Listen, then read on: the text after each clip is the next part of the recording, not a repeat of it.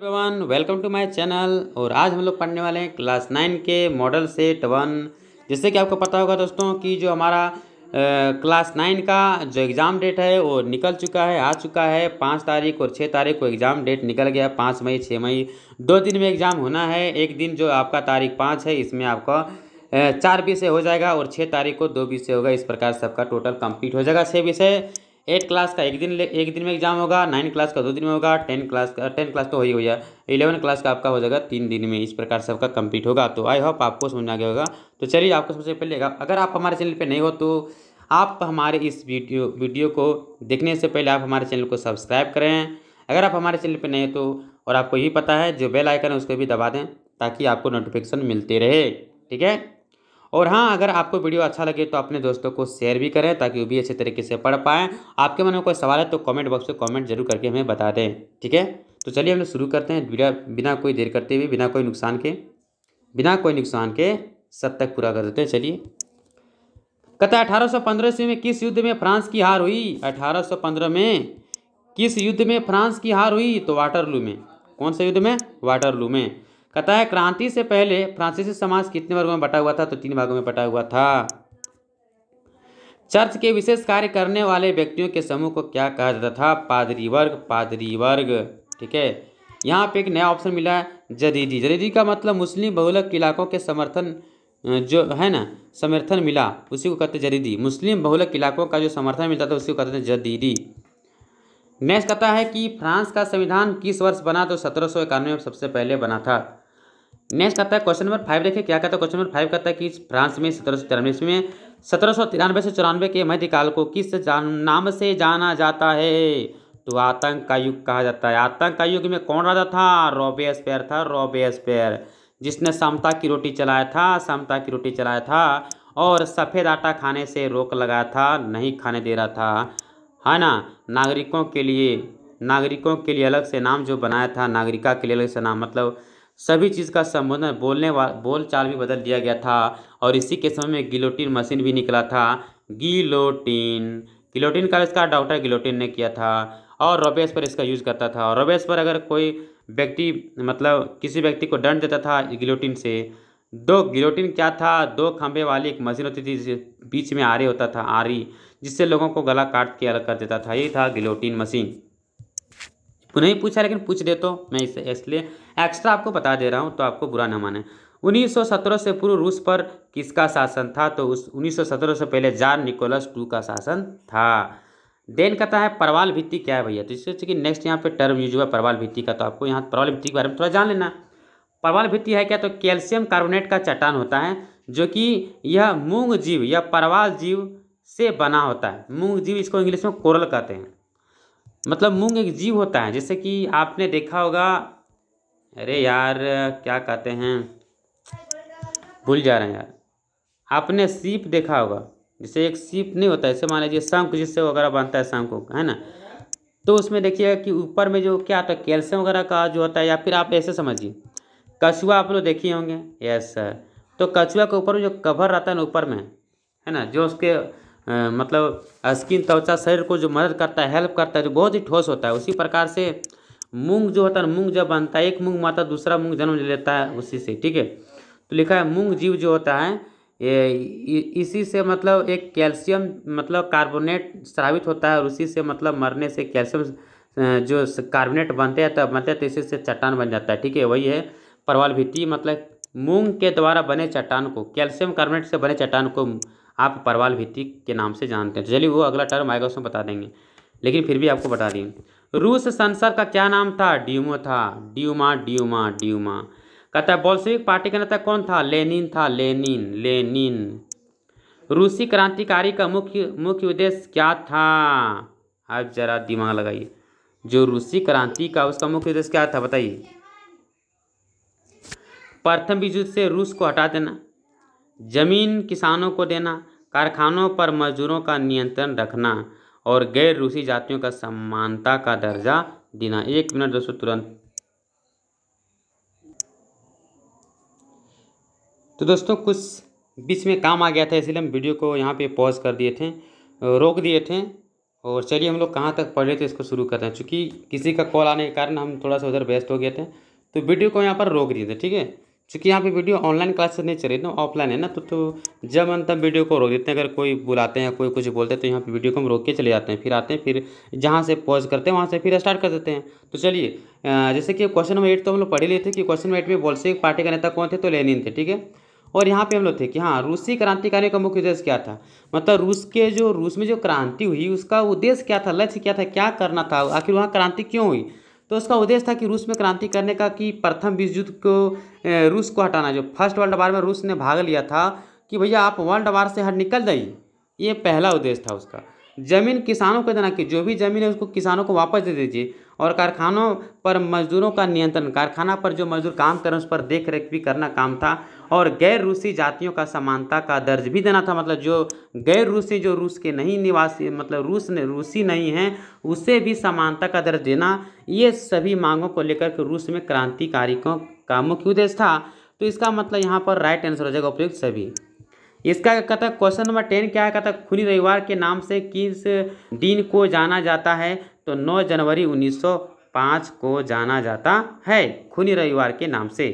कहता है भारत का क्षेत्रफल विश्व के कुल क्षेत्रफल का कितना प्रतिशत है, तो 2.4% भारत का क्षेत्रफल विश्व के कुल क्षेत्रफल का। मतलब अगर विश्व में मान लीजिए 1 लाख लोग हैं, ठीक है, तो 1 लाख का निकाल लीजिए अब 2.5%, निकाल दहाई सैकड़ा हज़ार 10,000 लाख, इसका निकाल लिए 2.5% कितना होगा, तो 2 शून्य से 2 शून्य कटेगा, पॉइंट उड़ेगा, 1 जीरो और 1 जीरो फिर यहाँ से कट जाएगा, तो आप 2400, ठीक है, अर्थात 2400 आ रहा है 1 लाख में। तो जितना भी संख्या होगा उसका 2.4% निकाल लीजिएगा, उतना भारत की जनसंख्या, मतलब सॉरी क्षेत्रफल उतना भारत में है।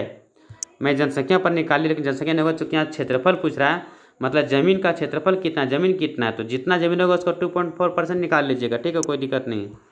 तो नेक्स्ट क्या कहता है, भारत की मानक याम्योत्तर रेखा कौन सी रेखा है, तो भारत की मानक याम्योत्तर रेखा आपका 82.5 डिग्री पूर्वी देशांतर है। अब अगर आपको जानना है कि ये मानक याम्योत्तर का मतलब होता क्या है, तो इसके लिए नेक्स्ट वीडियो का वेट कीजिए, उसमें आपको डिटेल से पढ़ाएंगे, वो भी विद बोर्ड के साथ, मतलब विद वाइट बोर्ड के साथ में आपको बताया जाएगा, बहुत ही डीप बताया जाएगा, जो ज़िंदगी भर आप नहीं भूलेंगे। और ये आपको आज करने की जरूरत भी नहीं पड़ेगा, आप बता दीजिएगा, ठीक है। चलिए तो अभी फिलहाल आंसर जानिए, चूँकि एग्जाम आपका नज़दीक है। कहता कर्क रेखा किस रूप से नहीं, किस राज्य से नहीं गुजरती है, तो इससे क्या आपको पता है, कर्क रेखा कुल 8 राज्य से गुजरती है, ठीक है। अब वो 8 राज्य कौन कौन है, तो अगर आप देखिएगा ये गुजरात, ओहो थोड़ा सा देखने दीजिए, ये गुजरात वाला पोर्सन, तो यहाँ से कर्क रेखा गुजरती है, हर एक ये हो गया आपका। तो मान लीजिए गुजरात से कर्क रेखा गुजर रही है ऐसे करके, थोड़ा टेढ़ा हो गया लेकिन कोई दिक्कत नहीं, ऐसे होगा, ऐसे होगा। तो गुजरात से गुजरती है, ठीक है भैया, तो गुजरात से गुजरती है, साथ ही में थोड़ा सा राजस्थान को टच करती है, और बीच में मध्य प्रदेश। तो गुजरात, और गुजरात के बगल में है राजस्थान, उसके बाद में है एमपी, मध्य प्रदेश, और मध्य प्रदेश के बाद छत्तीसगढ़, और छत्तीसगढ़ में मिलेगा आपको झारखंड, मिलेगा पश्चिम बंगाल, उसके बाद मिलेगा त्रिपुरा, मिजोरम। 1 2 3 4 5 6 7 8, 8 हो गया।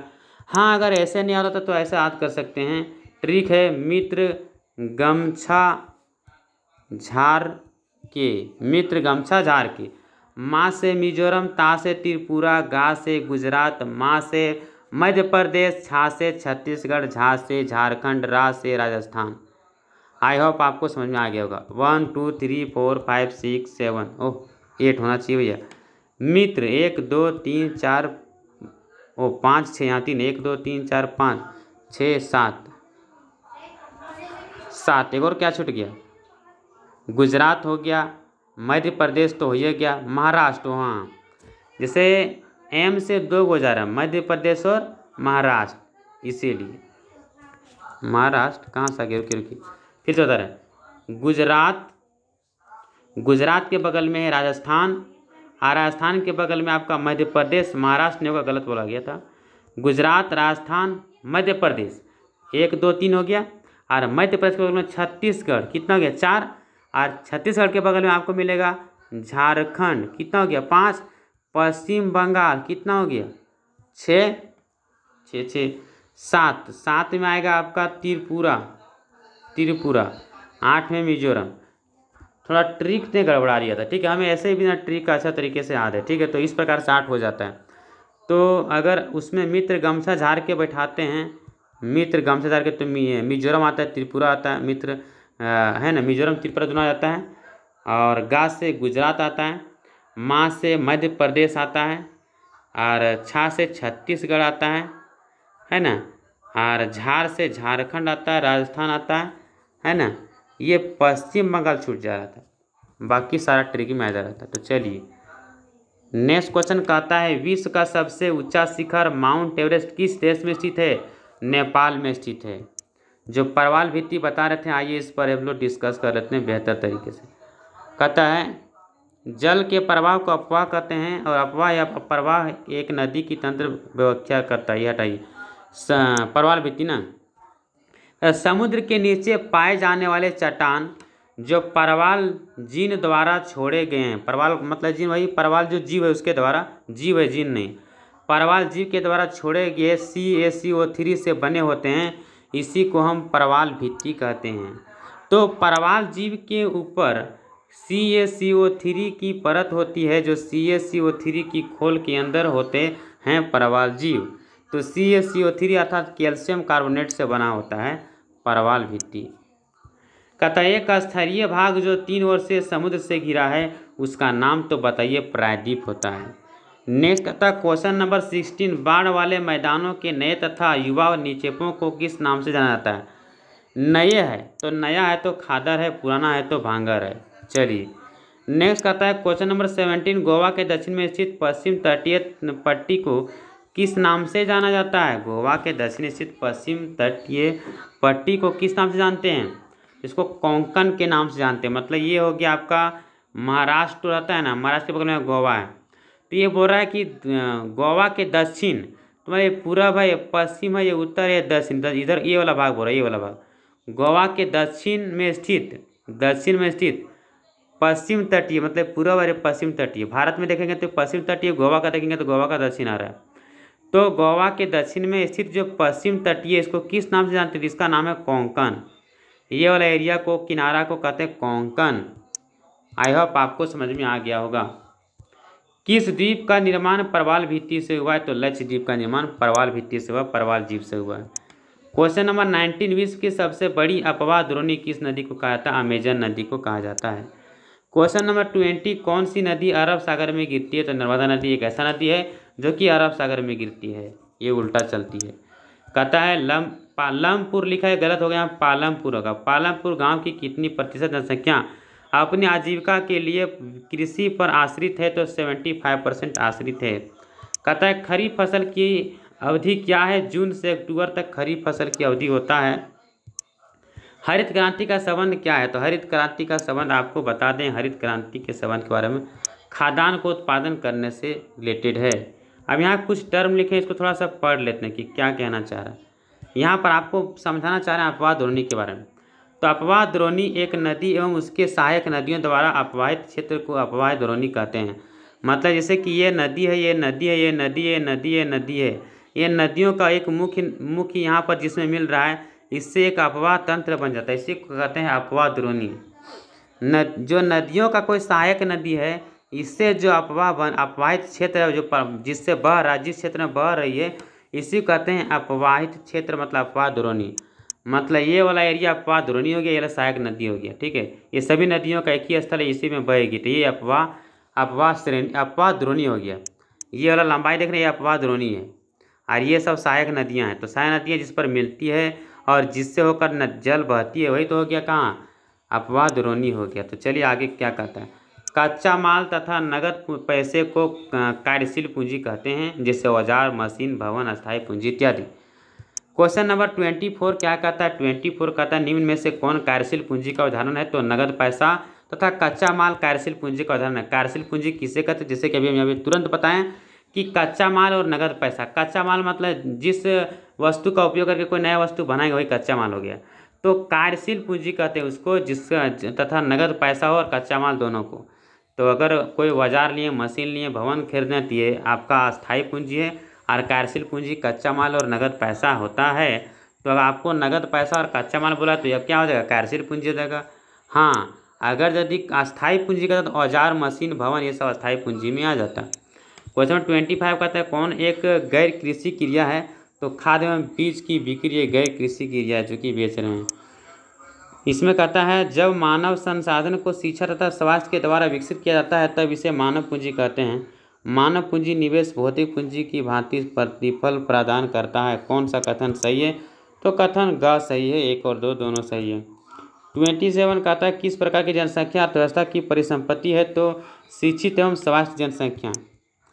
28 क्या कहता है कि निम्न कथनों में से कौन सा कथन बेरोजगारी का सही तरीका प्रभावित करता है, तो कहता है जब मजदूरी की दर काम करने पर इच्छुक व्यक्ति को रोजगार नहीं मिलता है।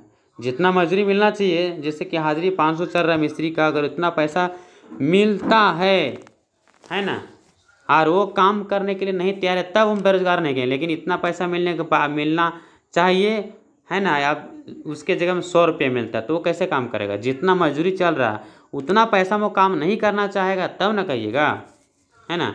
अगर उतना पैसा में काम करने के लिए तैयार है तो भैया वो सचमुच से मतलब अगर फिर भी नहीं मिल रहा है, जितना पैसा चाहिए उतना पैसा में काम करने के लिए तैयार है लेकिन काम नहीं मिल रहा तो हो गया बेरोजगारी। अब आइए भैया बात करते हैं 29। प्राथमिक शिक्षा में नामांकन के लिए कौन सा कार्यक्रम चलाए गए, का खा दोनों, मतलब सेतु पाठ्यक्रम भी चला गया, स्कूल लोटो शिविर भी चला गया। मौसमी बेरोजगारी जब वर्ष के कुछ महीनों में बेरोजगार होते तो रोजगार नहीं प्राप्त होता, उसे मौसमी बेरोजगारी कहते हैं। कहता है लोकतंत्र की शाब्दिक अर्थ क्या होता है, लोगों का शासन होता है। कहता है इनमें से कौन सा विशेषता नहीं है लोकतंत्र में, तो एक ही राजनीतिक दल का शासन करने से लोकतंत्र की विशेषता नहीं है। हाँ, अगर लोकतंत्र से कोई कुछ पूछना है तो आप बेहिचक पूछ सकते हैं, इसके लिए हमारा वीडियो है डाला हुआ है। एक लोकतंत्र पर एक भयानक वीडियो बना है, बेहतर कॉन्सेप्ट डाला गया, तो उस वीडियो को देख लीजिए, आपको लोकतंत्र से कोई भी सवाल नहीं छूटेगा, इसकी गारंटी है, ठीक है। लेकिन पढ़िएगा तब, समझिएगा तब। देन क्या कहता है इनमें से कौन सा कथन गलत है, लोकतंत्र शासन का एक ऐसा रूप है जिसमें शासकों का चुनाव लोग करते हैं। लोकतंत्र शासन का एक ऐसा रूप है जिसमें वंशानुगत तथा शासक द्वारा शासन चलाया जाता है, तो ये होगा। कहता 34 क्या कहता है इनमें से कौन सा तर्क लोकतंत्र के पक्ष में अच्छा नहीं है, लोकतंत्र मतभेदों टकरावों के संभावनाओं के तरीके उपलब्ध कराता है। लोकतंत्र इसका राइट आंसर क्या होगा, तो ये लोकतंत्र नागरिकों का संभावना नहीं बढ़ाता है। 35 क्या कहता है पाकिस्तान के जनरल परवेज मुशर्रफ ने कब सैनिक तख्ता पर की अगुवाई की थी 1999 में। दक्षिण अफ्रीका कब आज़ाद हुआ था, 1994 में। रंग भेद की नीति किस देश में प्रचलित है, दक्षिण अफ्रीका में। वही पूछा दक्षिण अफ्रीका आज़ाद भी हुआ था कब, तो 1994 में आज़ाद हुआ था, ठीक है। भारतीय संविधान सभा में सदस्यों की संख्या कितनी थी, तो 299 था। लोकतांत्रिक संविधान में इनमें से कौन सा प्रावधान नहीं रहता है, शासन प्रमुख का नाम, शासन जो शासन करता है उसके नाम पर नहीं होना चाहिए। भारतीय संविधान सभा ने किस दिन अपना काम पूरा कर लिया था, 26 नवंबर 1949 को काम पूरा कर लिया था। तो ये आपका मॉडल सेट 2 कंप्लीट हो गया। तो चलिए वीडियो को अच्छा लगे तो आप सब्सक्राइब जरूर करें और इस वीडियो को शेयर करें।